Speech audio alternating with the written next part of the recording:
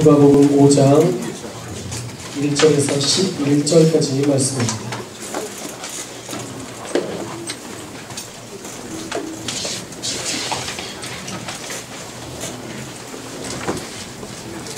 누가복음 5장 1절에서 11절.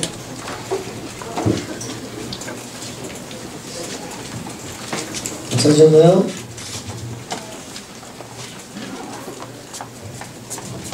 네, 우리 한 절씩 교도하겠습니다. 무리가 몰려와서 하나님의 말씀을 들을새 예수는 게네사렛 호숫가에 서서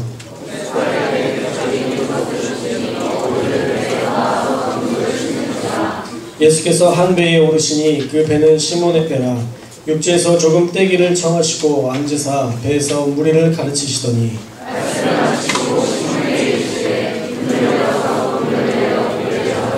시몬이 대답하여 이르되 선생님 우리들이 밤이 새도록 수고하였을 때 잡은 것이 없지만은 말씀에 의지하여 내가 그물을 내리리이다 하고 이에 다른 배에 있는 동무들에게 손짓하여 와서 도와달라 하니 그들이 와서 두 배의 채움에 잠기게 되었더라.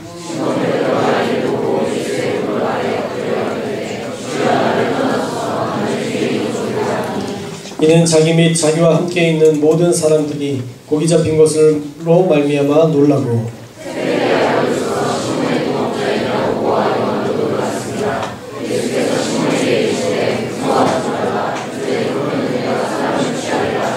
다 같이 읽겠습니다. 그들이 배들을 육지에 내고 모든 것을 버려두고 예수를 따르니라. 아멘. 할렐루야. 예, 오늘은 깊은 데로 나아가라 라는 말씀으로 말씀을 전하려고 해요. 우리는 참 많은 설교를 대합니다. 여러분들이 설교를 듣고만 싶으면요, 그 좋은 이찬수 목사님, 그 위대한 또 누가 있죠? 유기성 목사님, 그 완벽하신 윤학기 목사님의 설교를 여러분들이 얼마든지 들으실 수 있어요. 할렐루야. 우리 목사님의 말씀을 들을 때 정말 전 너무 좋아요. 새벽 예배를 들을 때부터 해서 참 깨닫는 것도 많고 목사님이 깊이 있는 그 말씀들이 저를 참 행복하게 하는데, 이렇게 많은 설교를 듣는데도 불구하고 우리가 은혜를 못 받을 때가 있어요. 우리는 모든 설교를 통해서 은혜를 받아야 합니다. 은혜를 받을 때가 두 종류의 때가 있더라고요. 제가 보니까 은혜 받는 때가 딱 첫 번째 때는 고난의 때예요. 내가 고난을 당하고 어려움 당하고 고3이고 이러면 기도가 나와요. 기도가 나오고, 제가 정말 고3 때 기도 많이 했던 것 같아요. 밥 먹고 바로 그 가까운 학교 바깥에 있는 교회에 가서 매일 기도했어요. 매일 피아노를 치면서 혼자 막 찬양하면서 그렇게 기도를 했어요. 혼자 하나님을 의지하고 싶었어요. 그게 너무 좋았어요. 그런 때가 우리에게 있어야 돼요. 고3 때, 고난의 때, 그럴 때 꼭 우리는 하나님을 의지하게 됩니다. 또 하나는 우리로 하여금 말씀을 듣고자 하는 열망과 귀를 주실 때가 있어요. 괜히 하나님의 말씀을 막 듣고 싶어. 지금 여러분의 눈빛이 그래요. 지금 여러분의 눈빛이 저번 주와 너무 달라졌어요. 할렐루야. 저번 주에 여러분의 눈빛은요 살아있었어요. 근데 지금은요 빛이 나요. 여러분의 눈빛이 빛이 나서 막 설교, 제가 진짜 방금 전에도 얘기했잖아요. 너무 힘들었다. 설교를 하기 전에 너무 지쳐있는데 이 지쳐있는 이 마음이 다 사라져요. 막 열정이 생겨요. 하나님께서 여러분들에게 그 마음을 부어주신 줄 믿습니다. 정말 은혜 받는 것도요, 우리가 막 받으려고 한다고 되는 게 아니에요. 하나님께서 우리에게 그 마음을 주시고 우리로 하여금 그 열정을 주시면 그때부터 변화되기 시작하는 것 같습니다. 여러분들이 오늘 이 모습 그대로 이 모습을 유지할 수 있기를 주님의 이름으로 축복합니다. 이 집중하는 것 이상의 빛나는 이 모습, 여러분이 눈빛이 살아있는 이 모습이 계속적으로 예배 끝날 때까지 계속적으로 지속되어서 끝나는 그 순간에 여러분의 마음 가운데 임하시는 그 은혜와 하나님의 그 임재를 여러분들이 가지고 또 세상에 나갈 수 있기를 주님의 이름으로 축복합니다. 자, 어떻든 말씀이 들리는 것은요 하나님의 은혜예요. 특별한 하나님의 역사입니다. 오늘 베드로도 그 하나님의 특별한 은혜를 경험합니다. 3절에 보면 예수님께서 시몬 베드로의 배에 오르십니다. 그리고 그곳에서 말씀을 전하세요. 말씀을 전하시는데 말씀을 마치신 이후에 시몬에게 이렇게 이야기합니다. 깊은 데로 가서 그물을 내리고 고기를 잡으라. 깊은 데로 가서 그물을 내리고 고기를 잡으라. 근데 다 아는 내용이잖아요. 그죠? 말씀 목록할 때 여러분들이 잘 읽으셨다면 지금 베드로가 어떤 상황인지를 분명히 인지할 수 있습니다.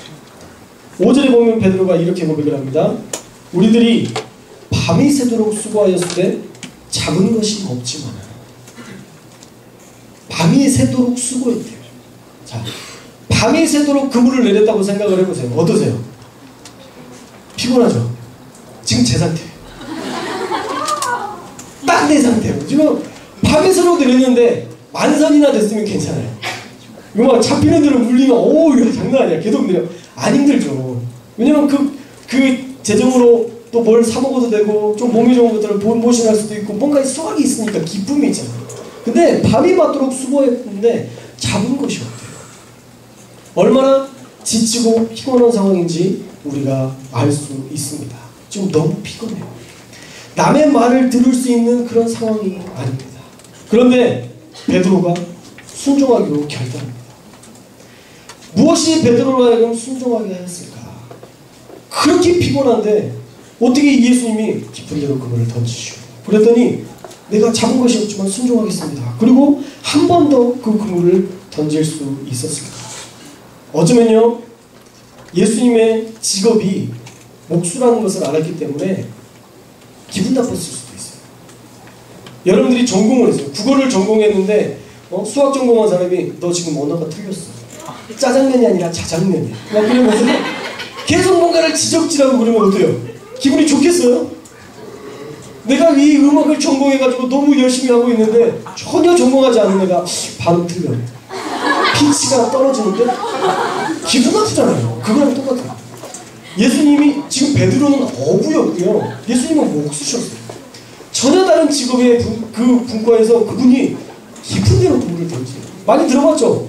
이 얘기 다 들어봤잖아요. 깊은 데는 그물이 잡혀야 하는 것 아니에요. 깊은 데는 고기가 잡혀야 안 잡혀요. 다 알잖아요. 안 잡힌대요. 깊은 데는. 깊은 데는 잡히지 않는데 깊은 데로 던지래요.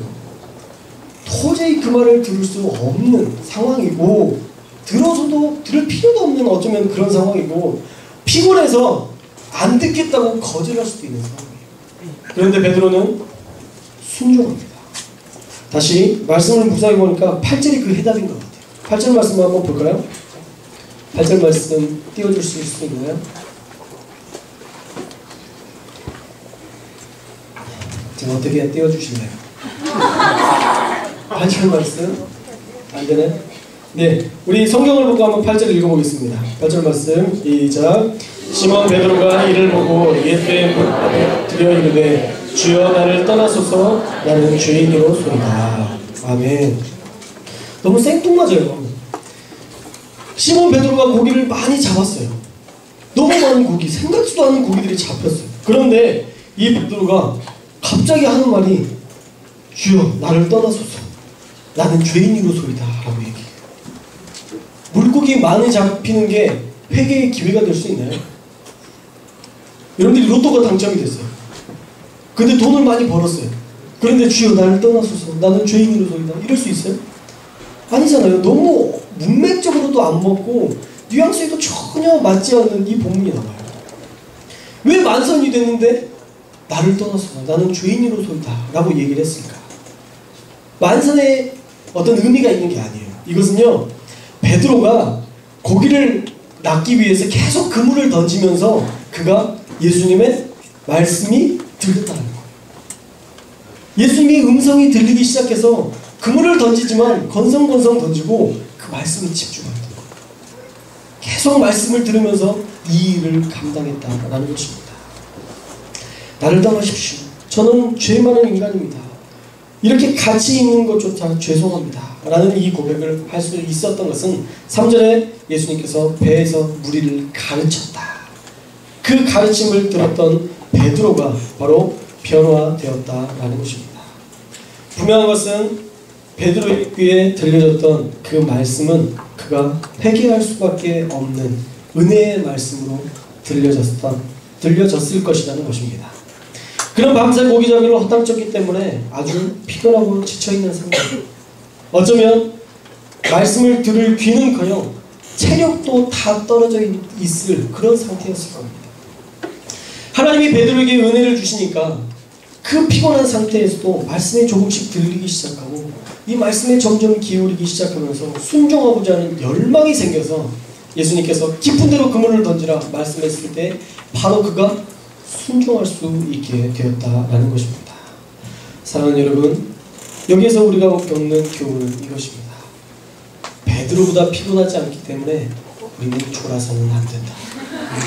할렐루야. 여러분들 어부 있으세요? 어부가 얼마나 피곤한지 아세요? 그 바닷바람 맞는 게 얼마나 힘든지 아세요? 그렇게 피곤한 중에도 하나님의 말씀이 들리니까 그가 그 체력을 극복하고 하나님의 은혜 가운데 나아간다는 거예요.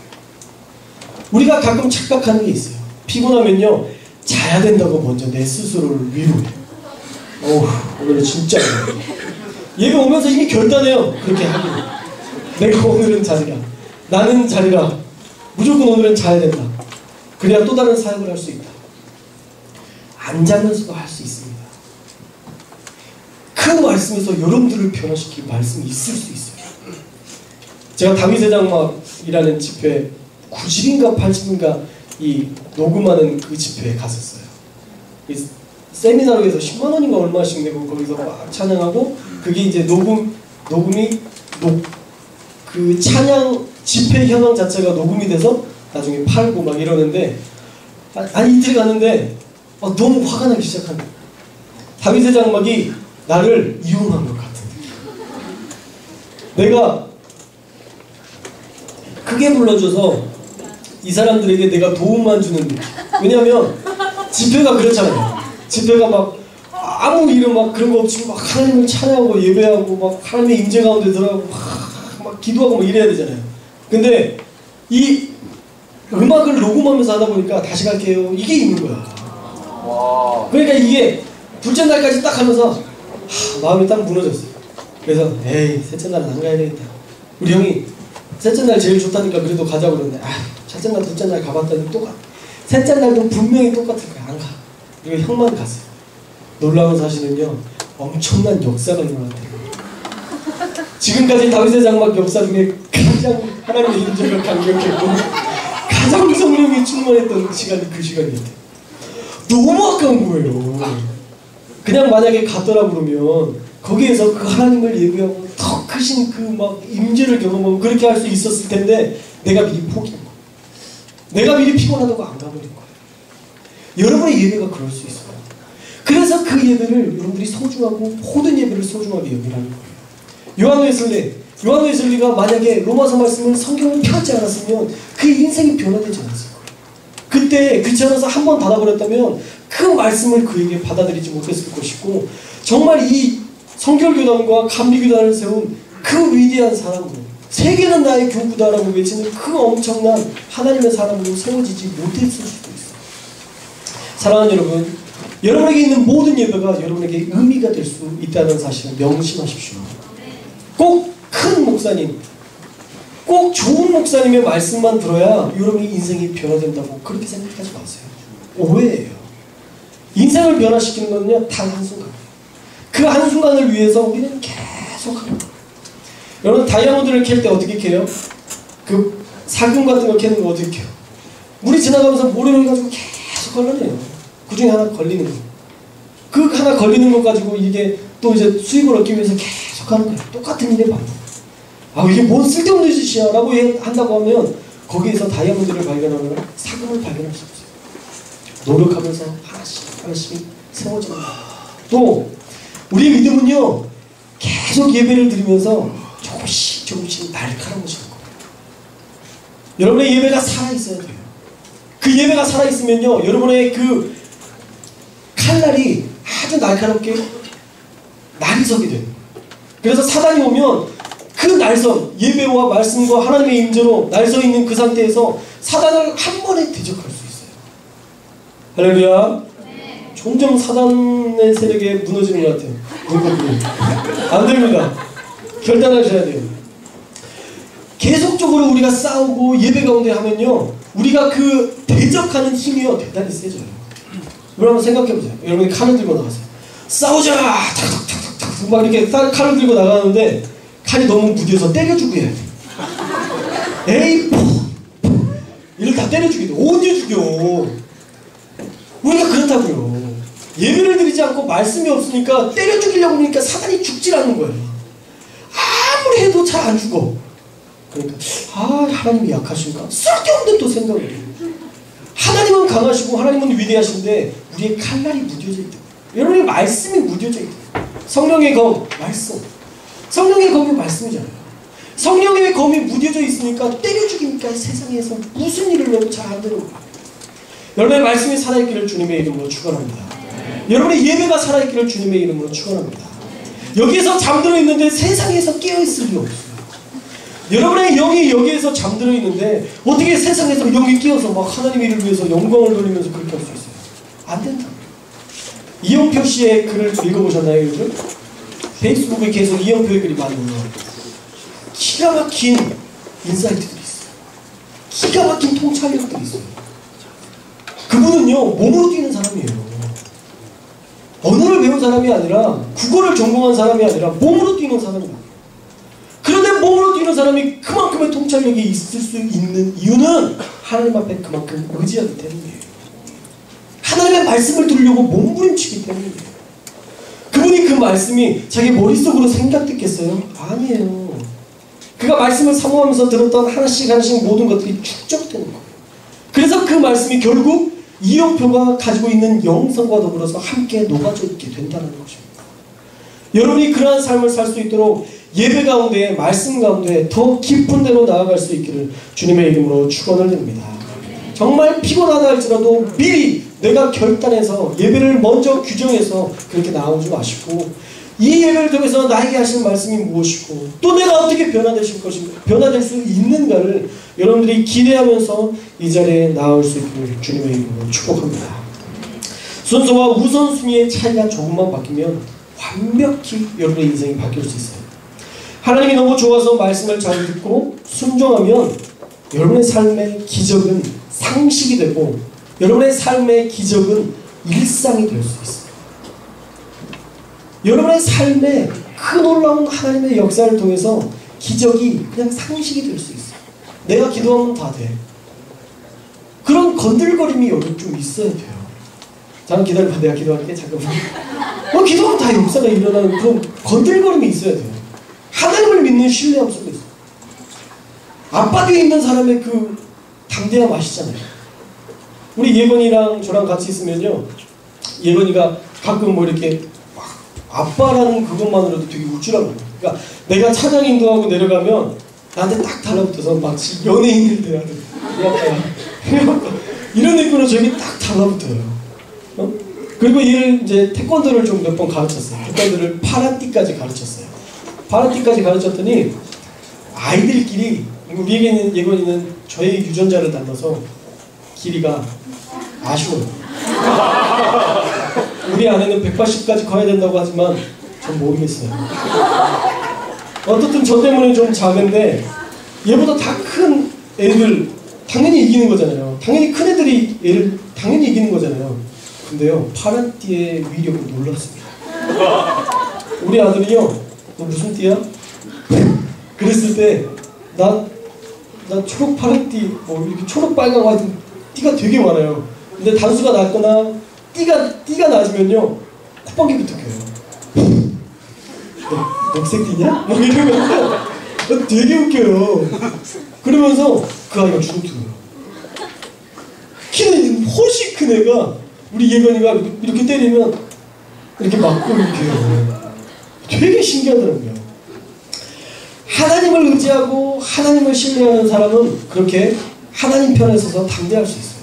자기가 파란띠라는 것만으로도 그가 그렇게 담대할 수 있는데 하나님과 함께라면 얼마든지 담대할 수 있죠. 여러분들이 담대하게 그렇게 살아갈 수 있기를 바랍니다. 그리고 또 하나 우리 인생이 바뀔 수 있으려면요, 여러분의 섬기는 자리에서, 여러분의 예배의 자리에서 여러분의 생각과 여러분의 그 의미들이 달라져야 돼요.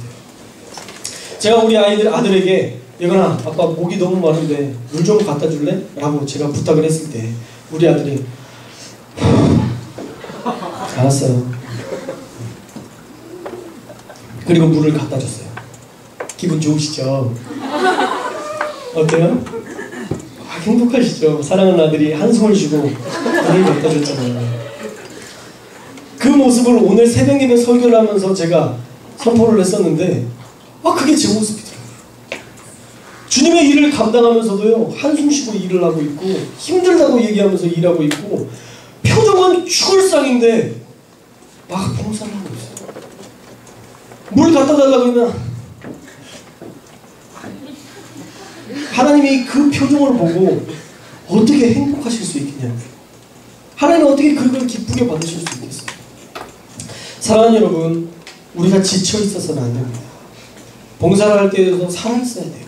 여러분이 봉사가 끝났을 때 정말 지쳐가지고 번아웃 되면 안 돼요. 여러분들이 고등부 교사를 하고 중등부 교사를 하고 여러분의 삶의 자리에서 봉사를 하는데 그 봉사를 통해서 충전이 되어야 돼요. 하나님과 함께하는 그 자리가 왜 소진이 되고 끝나는 자리가 돼요? 미칠 듯이 힘든 자리가 되어서는 안 됩니다. 물론 쉽지 않은 일이지만 여러분들이 하나님 편에 서 있다 보면 가능한 일이에요. 여러분들 핸드폰 충전했을 때 많이 느껴보셨을 거예요. 핸드폰을 충전한다고 충전을 했는데 충전이 하나도 안 됐어요. 보니까 코드가 빠져있는 거예요. 이것만 꽂아놨지 코드를 꽂혀있지 않을 때 여러분의 핸드폰이 충전되어 있었나요? 아니잖아요. 충전이 될 수가 없죠. 마치 우리가 충전을 하는 것처럼 느끼지만 그렇지 못하고 계속 방전되고 있을 때가 너무 많아요. 그래서 여러분의 삶이 바뀌어줄 수 있기를 바랍니다. 여러분의 가치관이 바꾸고 여러분의 생각이 바꿀 수 있어야 돼요. 여러분들이 봉사하는 그것은요, 여러분들이 그 사람을 섬기고 그 사람을 세우는 일이기도 하지만 여러분이 서는 것이기도 해요. 여러분 스스로가 일어나는 자리이기도 해요. 그래서 거기에서도 예배를 드리고 거기에서도 은혜를 받을 수 있어야 된다는 것입니다. 또 하나, 우리 예배에 대한 자세를 우리가 나누고 싶은데 우리가 좀 더 깊은 곳에 그물을 던지고 말씀을 들을 수 있었으면 좋겠어요. 너무 우리가 얕은 데서만 놀아요. 그냥 이렇게 발만 담그고 말라고 그래요. 발만 담궜다가 끝나려고 해요. 아니에요. 세상에서도 우리가 그렇게 살아야 돼요. 여기서 여러분들이 막 뛰면서 하나님을 예배하고 경배하는 것처럼 우리가 세상 속에서도 그렇게 하나님을 예배하고 경배할 수 있는 그 수준의 믿음이 있어야 돼요. 여기에서만이 아니라 거기에서까지. 왜 이 시대의 사람들이 말씀을 듣고도 읽고도 여전히 우리의 부패한 삶을 청결하지 못할까? 바로 깊은 묵상이 없기 때문입니다. 우리가 깊은 곳에 나아가야 돼요. 여러분들이 더 깊은 묵상으로 나아가야 됩니다. 그런데 그 깊은 묵상이 여러분의 머리만 키워서는 안 돼요. 가슴으로 가야 돼요. 말씀이 가슴으로 오르면 어떻게 해야 될까요? 순종해야 됩니다. 베드로가 그랬잖아요. 예수님의 말씀을 듣고 은혜는 받았어요. 좋은 것 같아요. 깊은 곳에 그물을 던지라니까 하나님 이건 아니에요. 그리고 안 했으면 그가 예수님의 제자로 부름받을 수도 없었고 그가 만선을 얻을 수도 없었어요. 그런데 예수님의 말씀에 순종합니다. 예수님의 금정에 귀를 기울이니까 깊은 데로 던지라고 하셔서 깊은 데로 던지니까 성령의 역사가 일어났다라는 것입니다. 여러분이 말씀을 들으면서 끝나면 안 됩니다. 이 말씀을 들으면서 여러분들이 순종해야 돼요. 무엇 하나 순종하도록 노력해야 돼요. 자, 오늘 여러분들이 말씀을 들으면서 어떤 것들을 결단하실 겁니까? 우리 한번 결단을 해볼까요? 자, 이 오늘 말씀을 들었어요. 많은 말씀을 들었죠. 집에 가면 끝이에요. 지금 문 열고 가면 끝이에요. 그래서 여러분들이 지금 결단하셔야 돼요. 말씀을 들으면서 내가 이걸 결단해야 되겠다. 내가 이렇게 해야 되겠다. 자, 어떤 것을 결단하실 거예요? 한 번도 안 해보셔서 잘 모르겠죠? 지금 목사님이 분명히 많은 얘기를 했는데 딱히 뭘 결단할지 잘 모르겠죠? 습관이 안 됐어요. 습관이 안 됐어요. 말씀을 드리면서 이거 내가 결단. 이거 적어놔야죠. 여러분의 머리는 훌륭하지만 이상하게 이 말씀의 여기만큼은 좀 붕어인 것 같아요. 붕어처럼 좀 이렇게 금방 잊어버려요. 나도 그러니까. 여러분들을 비난하려는 게 아니라 나 역시도 목사님의 말씀을 듣고 결단해야지. 그리고 나는 잊어버릴 때는 그래서 적어놓으셔야 돼요. 제가 설교가 좋아서 제가 막 뛰어난 설교여서 여러분들에게 적으라고 하는 게 아니라 여러분들이 그 설교를 적고 결단할 수 있도록 여러분들이 메모지를 가지고 오고 또 이렇게 적을 수 있는 필기구를 가져올 수 있었으면 좋겠어요. 그래서 적으셔야 돼요. 자, 어떤 걸 결단하시겠어요? 깊은 데로 나아가는 이 말씀을 통해서 어떤 걸 결단하시겠어요? 여러분들 스스로가 결단할 수 있기를 축복합니다. 그래서 그것 하나 가지고 다음 주 돌아오는 거예요. 그러면 하나님께 칭찬받는 겁니다. 그러면 하나님이 여러분의 인생을 조금 바꿔주신 것들을 볼 수 있어요. 그렇게 조금씩 바뀌어지는 거예요. 한 번에 확 바꿔주시면 너무 좋겠지만 그렇게 안 돼요. 저 역시도 그래요. 아주 조금씩 바꿔주셨어요. 제가 갈굼의 황제였어요. 한강 브라더스라고 제가 한시고대 친구 강씨가 있었는데 그 강씨 지금 전도사님이신데 아주 한 사람 갈궈서 이상하게 만드는 건 우리는 뭐 쉬운 일이었어요. 말로 사람 죽이는 건 한 번 나한테 잘못했다. 1년 동안 그 사건을 갖고 너 그랬잖아. 막 이러면서 너무 힘들고 괴롭힐 수 있었어요. 여자가 어떤 청년 한 명이 옷을 사서 입고 왔는데 친구니까 그거 샀어? 왜 샀어? 막 이러면서 놀리고 싫죠? 내가 그랬다니까. 몰랐어요. 그렇게 사람을 아프게 하고 상처를 줬었어요. 근데 어느 순간 저희 같이 지냈던 동기 친구가 그런 얘기를 하더라고요. 시영아, 네가 그렇게 얘기할 때 내가 상처가 될 때가 있어. 근데 나 갑자기 제 마음에 땡 하는 어떤 그런 느낌이 들었어요. 그리고 안 되겠다. 이게 만약에 상처가 된다고 그러면 아무리 재밌어도 그냥 나쁜 거잖아요. 그래서 하지 않기로 결단했어요. 그리고 그 이후로 모든 사람들의 이야기를 잘 들어주려고 노력하고 그 당시에 가장 유행했던 말이 썰렁해. 이 말이 가장 유행이 했었어서 뭐 썰렁개구도 있고 막 그랬었는데 저는 그 얘기를 하지 않았어요. 제가 듣기 싫었어요. 제가 못 웃겨서 기분 나쁘고 그런 게 아니라 어떤 이야기를 했을 때 썰렁하다고 그러면 이렇게 막 주눅 드는 사람들의 그 표정들이 보이니까 그 다음부터 이 단어를 쓰지 않으면서 제 나름에 너무 많이 바뀌었어요. 지금 여러분들 저한테 상처받으시는 분들 있나요? 거의 없을걸요? 전 장담합니다. 우리 한나 한번 상처받았다고 하는데 미안해요. 어떻게 해야 상처가 풀리겠어요? 상처 거의 받지 않을 거예요. 왜냐면요, 제가 계속 깨어서 여러분들과 대화하는 그리고 중간중간에 누군가가 이렇게 공격당하는 느낌이 있거나 그러면 제가 디펜스 하는 것도 있어요. 모르셨죠? 그런 정도의 수준까지 이르렀어요. 근데 이게 한 번에 되는 게 아니에요. 계속 깨어서 계속 노력하고 또 어느 순간 나도 모르게 상처를 줄 때가 있고 이것들이 반복되어지다가 세워지는 거예요. 여러분의 믿음도 마찬가지입니다. 날카로운 믿음이 되어지기 위해서 여러분들이 계속 도전하는 거예요. 오늘 말씀을 통해서 주어지는 것, 깨닫는 것, 도전하는 거예요. 순종하는 거예요. 그러면 하나님의 역사가 여러분들한테 일어나서 여러분의 삶 속에 기적이 일어나요.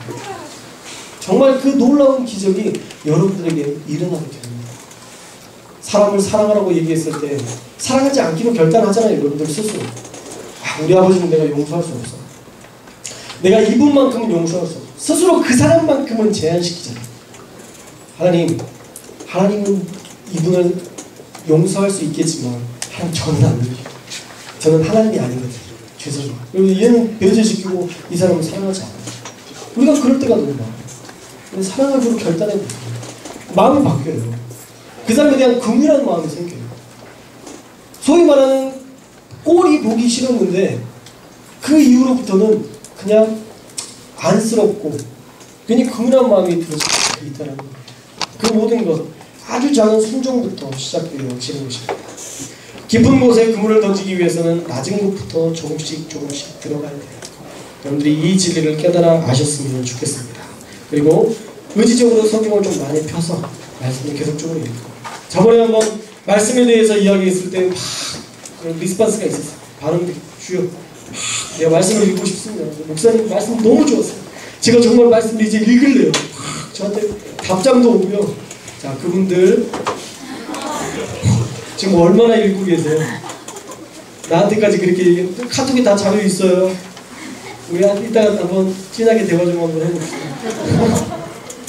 그때 결단하고 끝나면 안 돼요. 조금씩 결단을 해서 정말 여러분들이 정말 저는 감사합니다. 아까도 얘기했지만 여러분의 그 눈빛이 너무 달라져서 감사하고 여러분들이 정말 어떤 말씀을 듣고자 하는 그 열망이 보여서 정말 너무 감사합니다. 자리가 바뀌어서 그런 것이 아니라 여러분의 마음이 바뀌어서 그런 것이라 믿습니다. 이 마음들 계속적으로 유지하시고 또 오늘 말씀 들은 것처럼 하나라도 순종하십시오. 내가 어떻게 순종할까? 제가 예전에 우리 청년들한테 결단했던 그 결단은요, 여러분의 삶의 자리에서 첫 자리에서 예배를 들으시면 좋을 것 같아요. 딱 와서 내가 뭐 산디를 가든 뭐라든 상관없어요. 컴퓨터 앞에서 딱 앉아서 먼저 찬양을 듣는 거예요. 그러면서 찬양을 들으면서 여러분들이 기도해야 될 건, 하나님 오늘 내 입술을 지켜주시고 내 마음을 지켜주시고 내 생각을 지켜주십시오 라고 기도하세요. 저는 항상 그렇게 기도해요. 하나님 내 입술을 지켜주시고, 왜냐면요 입술이 잘 안 지켜져요. 운전만 해도 지키기 어려운 게 입술이에요.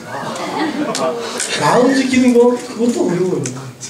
마음 지키는 게 아무리 마음을 잘 지키다고도요, 누가 딱 하나 건들면, 어제 제 상태가 좀 그랬어요. 너무 피곤하고 그랬는데 어떤 딱 외부적인 요건이 딱 오니까 막 마음이 확 내리면서 마음이 확 나져요. 마음이 확 나지는 이유가 뭐예요? 주님을 붙잡지 않으니까 그래요. 말씀이 없으니까 그래요. 저도 회개합니다. 제가 여러분들에게 이렇게 얘기하지만 저는 말씀이 충만히 사는 것처럼 지금 이야기하지만 저도 그렇게 못하고 있어요. 저도 회개해요. 저는 이렇게 설교하면서 얼마나 찔리는지 모르겠어요. 여러분들 설교라도 안 하잖아요. 그냥 안 읽으면 말고 그러잖아요. 나는 설교를 하면서 찔리면서 읽어야 되는데 성경을 들고 다니고 계속 몸부림쳐요. 제 나름에. 사랑하는 여러분, 어떤 얘기 하다가 여기까지 왔죠? 자, 무슨 얘기 했었어요 방금 전에? 제 상태를 제가 여러분들한테 아까 양호를 드렸었죠? 지금 백지 상태가 됐어요. 지금 얘기하다가 마음을 지키는 거, 그래요. 자, 마음을 지키는 거, 그리고 생각을 지키는 건 역시나 우리의 의지로 안 돼요. 외부적인 요건이 딱 들어오면 내 의지로 살아갈 때는요 다 무너져요. 그래서 하나님을 의지하는 거. 여러분 삶의 자리에서 먼저 찬양을 듣고, 하나님 내 입술과 마음과 생각을 지켜주옵소서. 한번 기도해 보시고 한번 실천해 보세요. 그러면 여러분의 그 말이 컨트롤되는 게 느껴질 거예요. 딱 얘기하다가 딱 이건 아니구나, 이게 느껴져요. 그리고 딱 얘기하려고 나도 모르게 이제 이렇게 튀어나오려고 하는데 이게 갑자기 외부적인 어떤 요건에 의해서 얘가 갑자기 다른 얘기를 해서 내 얘기를 못 듣구나, 이런 역사들이. 그래서 내가 상처를 주지 않도록 계속 조금씩 변화되게 하시더라고요. 여러분 안에 계속 예배가 있기를 소망합니다. 말씀이 있기를 소망합니다. 찬양이 넘치기를 소망합니다. 그래서 그 마음으로, 그 삶으로 하나님께 영광 돌리고 하나님 안에서 살아갈 수 있기를 주님의 이름으로 축원을 드립니다. 깊은 곳에 가서 그곳에서 순종하게 할 수 있기 위해서 여러분들이 말씀을 듣고 또 삶의 자리에서 순종할 수 있기를 주님의 이름으로 축원합니다. 기도하겠습니다.